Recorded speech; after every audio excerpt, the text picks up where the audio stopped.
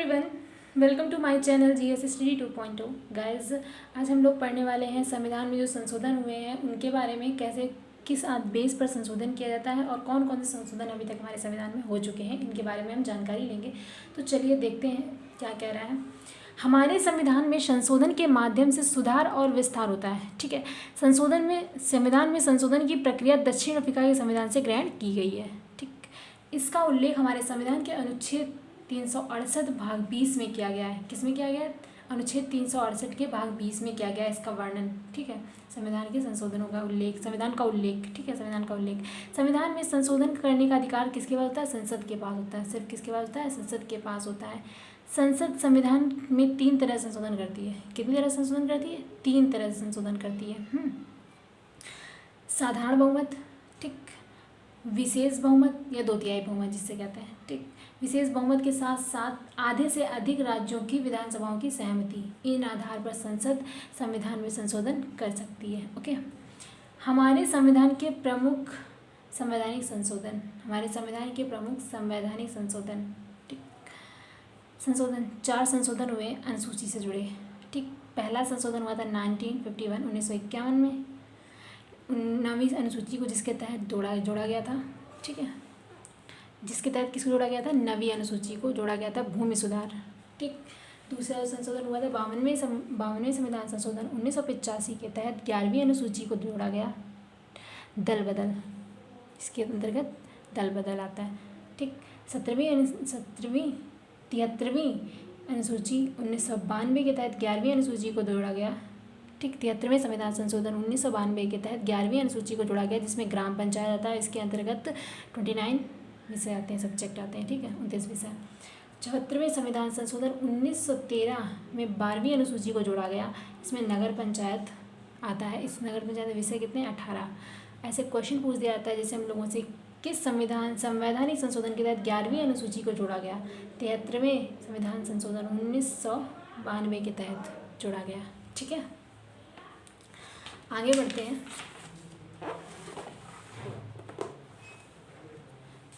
ऐसे ही क्वेश्चन और पूछ देता है, 11वीं अनुसूची में कितने विषय होते हैं? तो 11वीं अनुसूची में 29 विषय होते हैं, अभी बताया, देखा हम लोगों ने। 12वीं अनुसूची में कितने सब्जेक्ट थे? 18 विषय थे। तो इन छोटे छोटे क्वेश्चंस को याद रखिएगा, काफ़ी काम आएंगे आगे। हमारे मूल संविधान में अनुसूचियाँ कितनी थी? 8 थी। मूल संविधान में अनुसूची कितनी थी? 8 थी। और वर्तमान में अनुसूची कितनी है? 12 है। ठीक है, इस चीज़ को याद रखिएगा। मूल जो संविधान था उसमें 8 थी, जब संशोधन करते करते कितनी हो गई? 12 हो गई। अब हम लोग जोड़ते हैं, समझते हैं भाषा से जुड़े संशोधन। भाषा में कौन कौन से संशोधन हुए? पहले हमारे संविधान में 14 भाषाएं थी। ठीक है, फिर एक भाषा जोड़ी गई। 21वें संविधान संशोधन 1967 के तहत सिंधी भाषा को जोड़ा गया। ठीक है, 14 थी पहले, एक भाषा सिंधी जोड़ी गई किसके? 21वें संविधान संशोधन 1967 के तहत। आगे बढ़ते हैं। अब 15 भाषाएं हो गई हमारे संविधान में। ठीक, 15 भाषाएं जब होने के बाद उसमें 3 भाषाएं और जोड़ी गई, नेपाली, मणिपुर और कोंकण। 71वें संविधान संशोधन 1992 के तहत इसे जोड़ा गया। ठीक, और ये वर्ड याद रखिएगा, नमक, ना से नेपाली, माँ से मणिपुरी और का से कोंकण। ठीक, इस वर्ड को याद रखिएगा। तीनों भाषाएं क्या रहेंगी? याद रहेंगी, ईजिली याद हो जाएंगी आप सबको। ठीक, तो इसलिए इस वर्ड को ज़रूर याद रखिएगा। अब हमारे पास 15 थी, 3 हो गई, 18 हो गई। फिर 18 जोड़ होने के बाद फिर 4 भाषाओं को जोड़ा गया। ठीक, 52वें संविधान संशोधन 2003 के तहत, 52वें संविधान संशोधन 2003 के तहत इन्हें जोड़ा गया। और बोडो, डोंगरी, मैथाली और संथाली, ये 4 भाषाएं जोड़ी गई। इस वर्ड को याद रखिएगा, बॉडमास तो रूल मैथ में पढ़ते हैं हम लोग ना बहुत, तो उसी से इसको याद रखिएगा। छोटा सा शब्द है और बहुत ईजिली याद रहेगा आप सबको। ठीक है, बी से बोडो, डी से डोंगरी, माँ से मैथाली और एस से संथाली। ठीक है, इस वर्ड से ये भाषाएं हमारी क्या रहेंगी? याद रहेंगी, तो इसको ज़रूर याद रखिएगा। तो ये हमारे भाषा के संशोधन थे। ठीक है, 3 संशोधन हुए थे। 21वें संविधान संशोधन 1967 के तहत, 71वें संविधान संशोधन 1992 के तहत और 92वें संविधान संशोधन 2003 के तहत। ठीक, अब आगे बढ़ते हैं। 42वें संविधान संशोधन 1976 को भारत का लघु संविधान भी कहा जाता है। जो हमारा 42वां संविधान संशोधन हुआ उससे भारत का लघु संविधान भी कहा जाता है। इस संविधान संशोधन के तहत हमारे संविधान में कई बातों को जोड़ा गया जो इस प्रकार है, देखिएगा। 42वें संविधान संशोधन के तहत हमारे संविधान में प्रस्तावना में संशोधन किया गया। सबसे पहले किसे संशोधन हुआ? प्रस्तावना में संशोधन किया गया और इस संशोधन में शब्दों को जोड़ा गया, समाजवाद, अखंडता और धर्मनिरपेक्ष और पंथनिरपेक्ष। ये सबको पता है कि प्रस्तावना में हमारे संशोधन हुआ है, ठीक है, जिसमें 3 शब्दों को जोड़ा गया है, समाजवाद, अखंडता, धर्मनिरपेक्ष और पंथनिरपेक्ष, ठीक है। धर्मनिरपेक्षता शब्द का अर्थ क्या होता है? राज्य का अपना कोई धर्म नहीं होता। क्या नहीं होता? राज्य का अपना कोई धर्म नहीं होगा। ओके, धर्मनिरपेक्ष शब्द का ये अर्थ है। समाजवाद का क्या अर्थ है? समाज के सभी वर्गों को सामान्य उत्थान, उनको बढ़ने का समान मौका मिलेगा, ठीक, ये समाजवाद का अर्थ है। आगे बढ़ते हैं। नोट, गांधी जी ने अपने जीवन में, ये छोटी सी एक बेसिस है, इसको देखिएगा ध्यान से, फिर बताते हैं। गांधी जी ने अपने जीवन में जॉन रस्किन की पुस्तक अनटू द लास्ट से प्रभावित थे, ठीक। ये समाजवाद, ये शब्द आया इससे, इसके लिए रिलेटेड है, आगे देखिएगा अभी।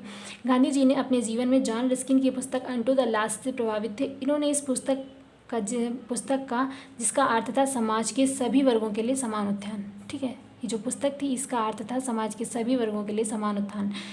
इसका गुजराती में गांधी जी ने अनुवाद किया, जिसे सर्वोदय नाम दिया से जाना जाता है। समाजवाद के संकल्पना को सबसे पहले रॉबर्ट ओवेन ने दिया था। किसने दिया था? रॉबर्ट ओवेन ने। संकल्पना इसकी सबसे पहले किसने दी थी? रॉबर्ट ओवेन ने दी थी। ओके,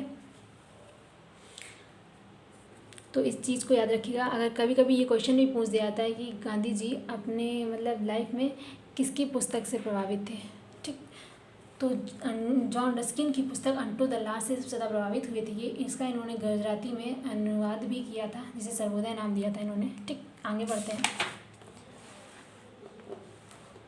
समाजवाद का उल्लेख सबसे पहले किसने किया था? रॉबर्ट ओवेन ने। अभी हम लोग ने देखा समाजवाद का सबसे पहले उल्लेख किसने किया था? रॉबर्ट ओवेन ने। समाजवाद किसका समर्थन समाजवाद मतलब किसका समर्थन करता है? श्रमिक, मजदूर और किसानों का, ठीक। शीत युद्ध किन 2 देशों के बीच हुआ? शीत युद्ध अमेरिका एंड रशिया के बीच हुआ, और इसका रीज़न जो था, मतलब इनके बीच युद्ध होने का रीज़न था, तो वो था मतलब समाजवाद और पूंजीवाद, ठीक।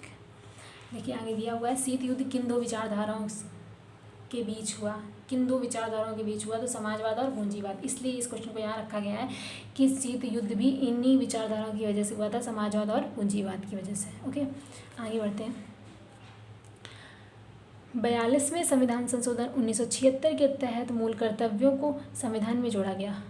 किसको जोड़ा गया? मूल कर्तव्यों को जोड़ा गया। 42वें संविधान संशोधन 1976 के तहत नीति निर्देशक तथ्यों को मूल अधिकारों के ऊपर माना गया। ये 42वें संविधान संशोधन है अभी, जो 42वें संविधान संशोधन के तहत किया गया। 42वें संविधान संशोधन 1976 के तहत मूल कर्तव्यों को संविधान में जोड़ा गया। फिर 42वें संविधान संशोधन 1976 के तहत नीति निर्देशक तथ्यों को मूल अधिकारों के ऊपर माना गया, ठीक। किस संवैधानिक संशोधन को लघु संविधान संशोधन भी कहा जाता है? 42वें संविधान संशोधन 1976 को लघु संविधान भी कहा जाता है इसे भारत का, और ये मोस्ट इम्पॉर्टेंट है, इसे देखिएगा। 42वें संविधान संशोधन 1978 के तहत संपत्ति के अधिकार को समाप्त कर दिया गया और संपत्ति के अधिकार को कानूनी अधिकार घोषित किया गया है, ठीक है। ये बहुत इंपॉर्टेंट है, इसे जरूर याद रखिएगा। ये अक्सर पूछ दिया जाता है कि 42वें संविधान संशोधन 1978 के तहत क्या किया गया था, क्या हुआ था? इसमें संपत्ति के अधिकार को हटाकर इसे कानूनी अधिकार घोषित किया गया। और 42वें संविधान संशोधन 1978 के तहत आंतरिक अशांति शब्द के स्थान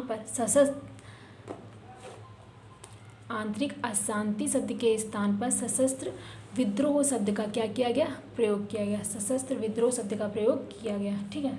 आंतरिक अशांति शब्द को स्थान पर सशस्त्र विद्रोह शब्द का क्या किया? यूज़ किया। ओके, आगे बढ़ते हैं।